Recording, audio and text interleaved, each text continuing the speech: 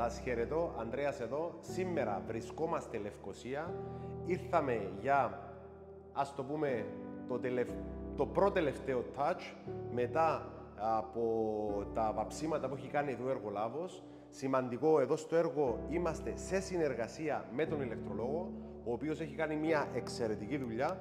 Οπότε πάμε να δούμε αυτό, ας πούμε, το προηγούμενο στάδιο πριν την παράδοση για τον πελάτη. Πάμε να το δούμε. Εδώ στο έργο έχουμε επιλέξει να βάλουμε αυτή τη σειρά των πληκτρολογίων του αυτοματισμού, μια πανέμορφη σειρά, η οποία είναι με γυαλί. Καθώς επίσης έχουμε επιλέξει και αυτή τη σειρά για touchscreen, η οποία ήρθαμε και κάναμε αυτό το μιξάρισμα των υλικών. Έχουμε κάνει αυτό το μιξάρισμα των υλικών γιατί, όπως λέω πάντα, ο αυτοματισμός δεν έχει όριο. Είναι αυτό, συνδυάζεις διάφορα brands μαζί κάτω από την ομπρέλα του KNX System, οπότε μπορώ να παντρέψω π.χ. την Α εταιρεία με τη Χ εταιρεία. Αυτό έρχεται να σου προσφέρει την ποιότητα, την άνεση και την ευελιξία να φτιάξεις αυτό που χρειάζεσαι, αυτό που θέλει ο κάθε πελάτης, γιατί κάθε πελάτης είναι μοναδικός.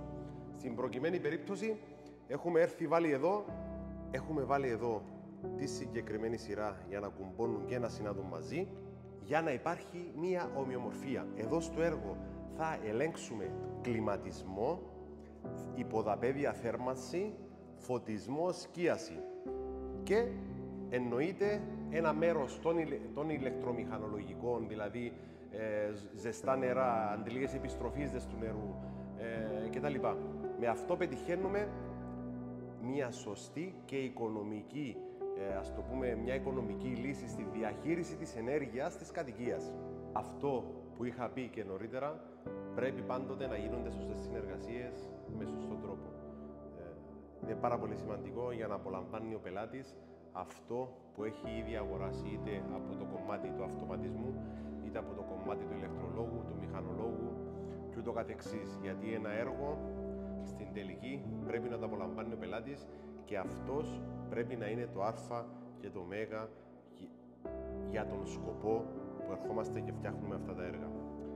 Είμαι ο Ανδρέας Γεωργίου. Για όσους δεν με γνωρίζετε, ασχολούμαστε με ηλεκτρολογικές εγκαταστάσεις και συστήματα αυτοματισμού. Στο συγκεκριμένο έργο το έχουμε κάνει με συνεργασία με άλλη ηλεκτρολογική εταιρεία που φτιάχνει ηλεκτρολογικές εγκαταστάσεις.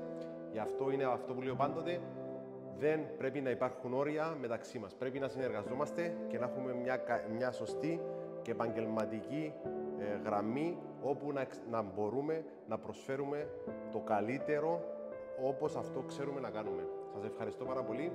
Καλή συνέχεια.